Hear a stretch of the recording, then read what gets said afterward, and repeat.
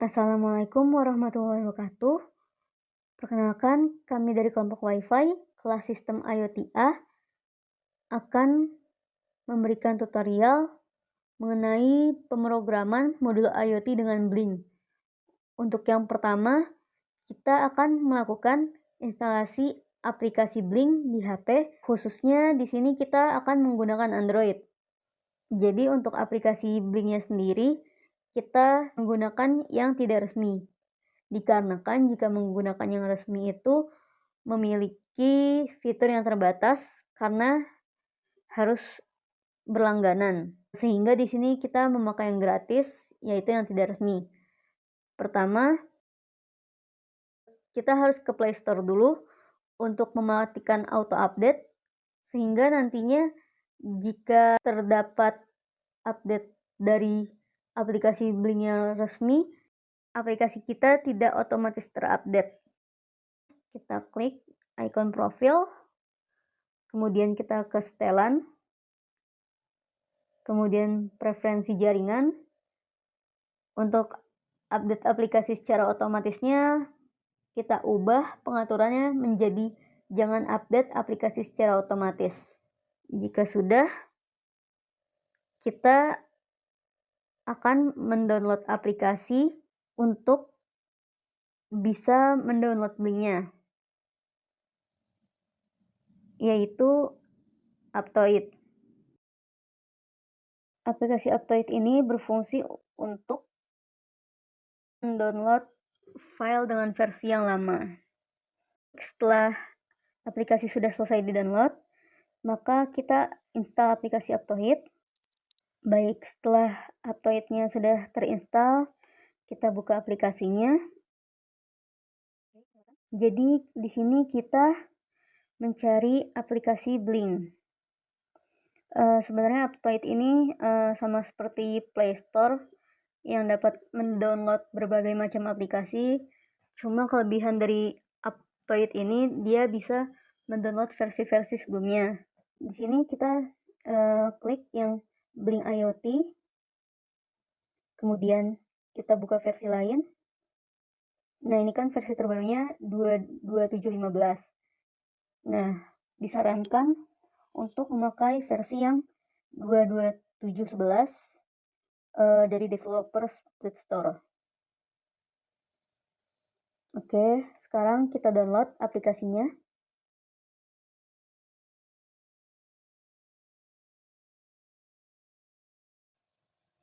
Ini kan karena kita pakai aplikasi eksternal, jadi kita ke setelan dulu untuk mengizinkan instalasi aplikasi yang berasal dari Aptoide. Oke, jadi kita sekarang menginstal aplikasi Blink. Nah, ini aplikasi Blink-nya sudah terinstall.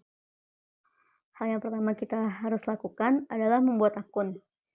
Nah, karena kita memakai aplikasi yang tidak resmi, maka kita harus memakai server lain. Di sini kita server setting dulu, kita custom. Sebenarnya banyak sekali server yang disediakan oleh developer-developer, entah itu yang dari dalam negeri maupun luar negeri. Namun di sini kami memakai salah satu server dari luar negeri, yaitu server Blink-nya itu prakitblog.com. Nah, di sini kan ada yang Blink port for app sama for MCU. For app ini itu kode buat di aplikasi Blink-nya yang tadi. Untuk yang MCU ini yang akan kita input di aplikasi Arduino-nya. Lalu pertama kita masukin Blink servernya dulu, prakitblog.com.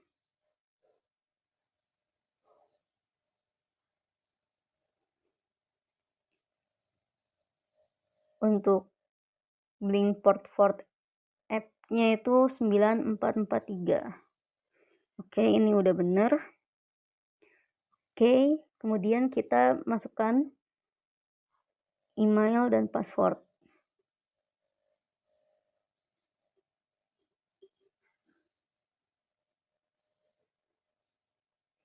Oke, kita sign up.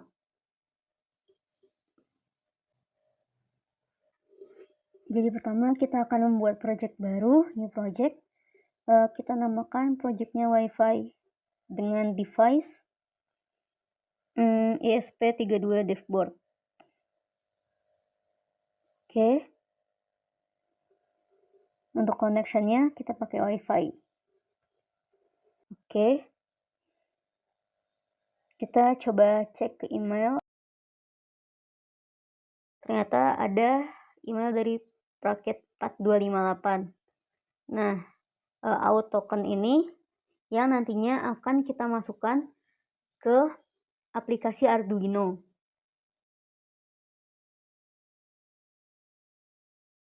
Oke, jika token tidak masuk ke email, maka ada cara lain yang dapat kita lakukan, yaitu kita ke setting, kemudian untuk out tokens-nya kita copy all. Nah, nanti hasil dari yang kita copy akan sama dengan yang ada di email tadi. Baik, kita langsung saja mulai untuk pembuatan modul IoT-nya. Kita akan memasukkan widget satu persatu ke dalam aplikasi Blink ini sesuai dengan instruksi. Untuk yang pertama, kita akan memasukkan button.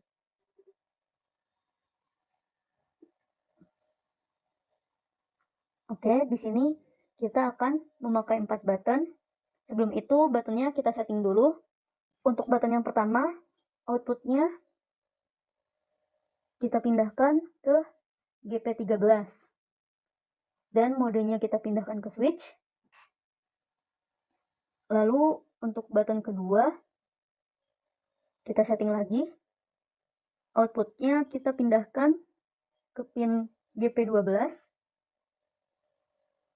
Modenya kita pindahkan ke switch. Lalu warnanya kita ubah ke ungu.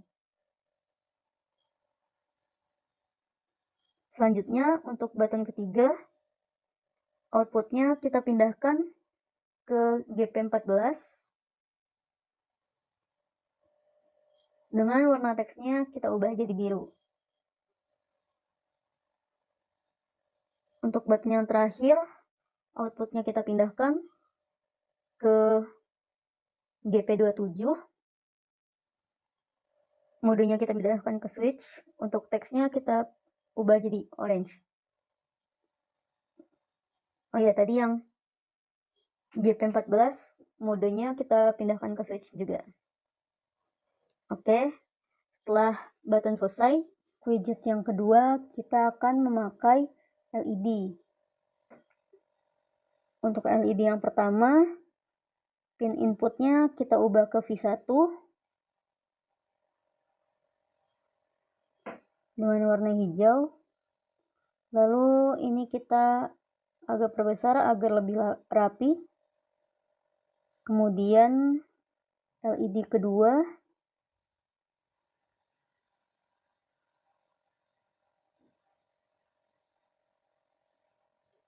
untuk inputnya kita pindahkan ke V2. Untuk warnanya kita ubah menjadi ungu.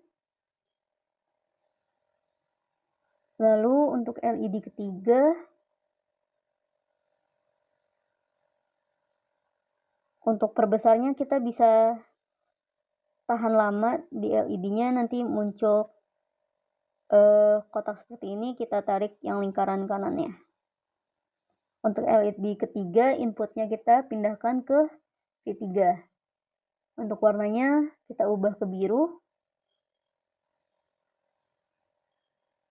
Untuk LED keempat,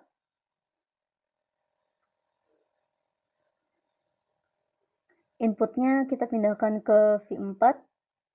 Lalu warnanya kita ubah ke oranye. Widget selanjutnya yaitu slider. Untuk slidernya, di sini kita setting untuk outputnya kita pakai V0. Kemudian untuk desimalnya tidak perlu kita ubah. Jadi di sini akan menampilkan bilangan bulat tanpa desimal. Kalau kita memilih yang ini, nanti jadi ada satu angka di belakang koma. Namun di sini kita memakai yang bilangan bulat saja. Untuk send on release-nya kita hidupkan, show value-nya juga kita hidupkan. Jadi di sini nanti slidernya bisa kita geser antara nilai 0 sampai 1023. Selanjutnya, untuk menampilkan hasil dari slider, kita tambah widget label value. Jadi untuk title-nya kita samakan, yaitu slider. Untuk inputnya kita samakan dengan slider yang tadi, yaitu kita pindahkan ke fill to all, terus fit 0. Kemudian untuk labelnya, misalkan di sini slidernya kita gunakan untuk mengatur suhu. Jadi di sini kita masukkan pin, kemudian derajat C atau derajat Celcius. Oke, untuk widget selanjutnya yaitu step H. Nah, jadi di sini step H atau step horizontal berfungsi untuk menaikkan atau menurunkan bilangan. Jika nantinya kita klik kanan, maka bilangannya akan bertambah. Jika kita klik kiri, maka bilangannya akan berkurang. Untuk pengaturan step H-nya, pin outputnya kita ubah menjadi V5, yaitu pin yang belum kita gunakan. Kemudian stepnya kita pakai 1. Jadi step ini akan menunjukkan perpindahan angkanya. Misalkan jika kita tulis stepnya 5, nanti hasilnya ketika kita klik panah ke kanan, nilainya akan kelipatan 5, yaitu 5, 10, 15, dan selanjutnya. Tapi di sini kita akan memakai 1 saja. Jadi ketika kita klik ke kanan, nilainya akan 1, 2, 3, 4, 5, dan seterusnya. Lalu untuk settingan lainnya tidak perlu kita rubah. Kemudian kita akan menampilkan dari step tadi dengan label value. Untuk label value, title-nya kita samakan, yaitu step H. Untuk pin inputnya kita pindahkan ke virtual, kita ubah menjadi V5 seperti yang step H aslinya. Untuk di sini labelnya kita pindahkan ke tengah, tapi kita karena hanya ingin menaikkan dan menurunkan bilangan, kita tidak memerlukan satuan. Jadi di sini kita kosongkan saja. Selanjutnya kita akan memasukkan widget gauge. Untuk settingan gauge, di sini gauge-nya kita analogikan sebagai potensiometer. Lalu untuk inputnya kita pindahkan ke pin V6. Karena kita tidak membutuhkan satuan di sini, jadi kita kosongkan saja untuk labelnya. Kemudian kita memasukkan widget V-level. Untuk pengaturannya sendiri, kita analogikan V-levelnya ini juga sebagai potensio.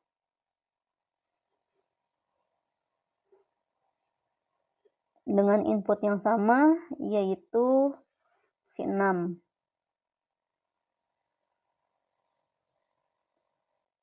Ini untuk ukuran V-levelnya juga dapat diatur dengan cara kita menekan lama si level V-nya, kemudian bulatan yang sebelah kanannya kita tarik ke kanan. Selanjutnya kita tambahkan level H.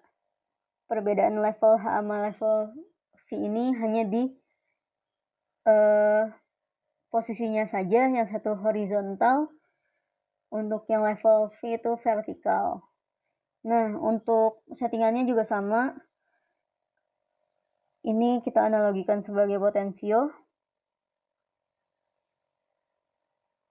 dengan pin inputnya juga V6.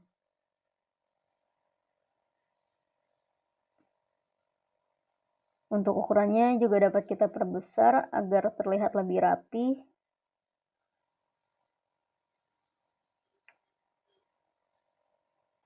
Oke, karena ada beberapa widget yang belum kita masukkan, namun tempatnya terbatas, maka kita dapat membuat tab baru.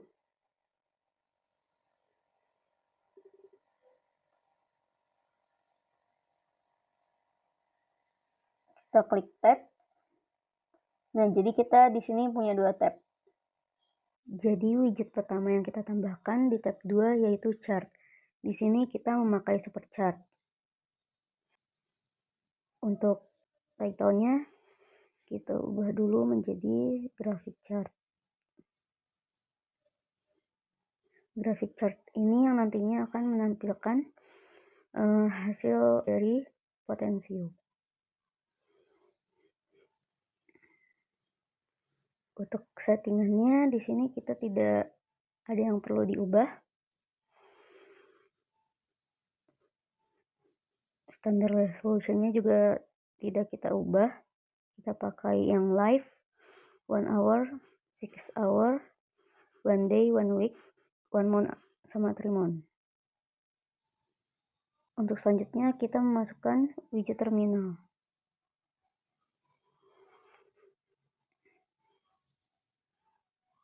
Untuk terminal sendiri di sini kita memakai pin V7. Dan untuk settingan yang lainnya tidak perlu dirubah juga. Selanjutnya kita akan memasukkan widget text input.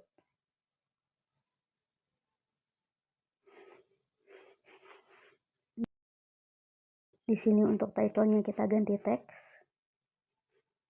Untuk pinnya kita memakai pin V8. Untuk hintnya tidak perlu diisi. Kemudian untuk karakter limitnya di sini kita samakan saja 5. Jadi nanti kita hanya bisa menginput 5 huruf. Oke, ini agar terlihat rapi, kita lebarkan dulu. Selanjutnya untuk widget yang terakhir adalah numeric input. Untuk title-nya kita ubah menjadi number. Untuk pin-nya kita pindahkan ke V9. Untuk suffix-nya itu optional, di sini kita tidak memakainya. Kemudian untuk step-nya 1, jadi setiap kita klik plus nanti angkanya bertambah 1. Untuk loop values-nya juga kita off-kan saja. Ini juga agar terlihat rapi, kita perbesar. Untuk teks dan numeric input ini yang nantinya akan ditampilkan pada OLED. Baik, ini untuk pembuatan modul IoT di aplikasi Blink-nya sudah selesai. Untuk selanjutnya akan dilanjutkan mengenai aplikasi Arduino IDE. Oke, sekarang saya akan menjelaskan cara untuk menginstal library Blink. Pertama kita pencet Tools, lalu menuju ke Manage Libraries. Itu kita tunggu, ini masih mendownload libraries index-nya. Setelah loadingnya selesai, kita search di kolom search-nya Blink.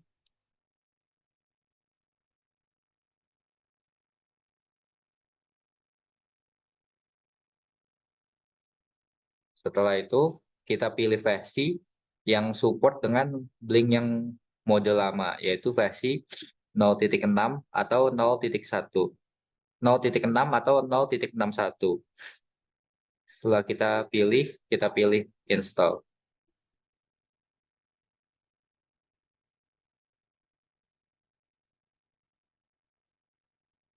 Baik, jadi di sini kami akan mendemokan aplikasi Blink ke perangkat yang sudah kami buat. Untuk yang pertama, kita akan mengetes LED.